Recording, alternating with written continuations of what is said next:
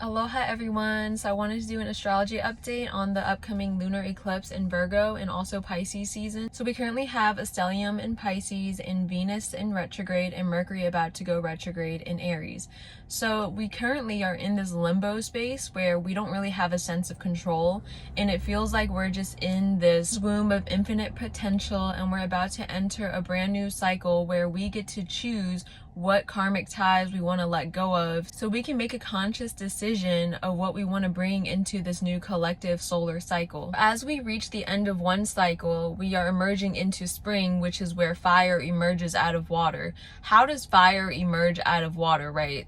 Through alchemy. And it has to be a conscious decision where we choose, where we focus an intent enough, the alchemist being us, where we focus on an intention enough for it to actually manifest and for us to be reborn into a new higher timeline. That's what ascending on the spiral is, where you're jumping from one level into the next, right? Rather than going in a circle, a same karmic loop, which people of the world are stuck in. It makes sense why Ramadan is around this time, because it's really a good time to be fasting with the Virgo lunar eclipse. It gives us a sense of control. We're in a space kind of like a limbo where we're seeking clarity, and we have to spend time alone to find the stillness and really just listen, so we can determine what we want to bring into the next cycle versus leave behind, right? So people who are out of touch with the cosmic cycles in astrology are in this mental loop where you're just repeating the same thing, right? Where you follow this fake construct of time in the Gregorian calendar. If you're in tune with the cycles and the seasons of nature,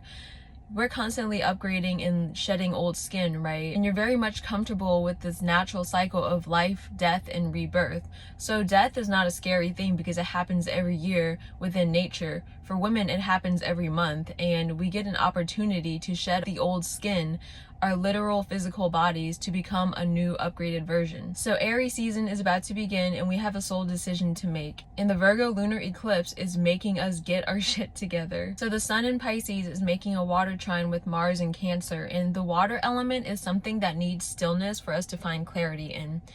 It's one of those things where you just have to let it settle, and instead of trying to push and do something, you just have to settle into the stillness to find the clarity. So Pisces being the last sign of the zodiac wheel, the old cycle, right? We have to differentiate and realize what our karmic ties are to people, places, and things, and make a conscious choice of what we want to leave behind. The symbol of Pisces represents an umbilical cord between an old world and a new world, because we're reaching the end of this solar cycle, the past year, right? The symbol of Aries represents many things, but one of them is the parting of the Red Sea. So if you think about how life begins in the womb, right? The water.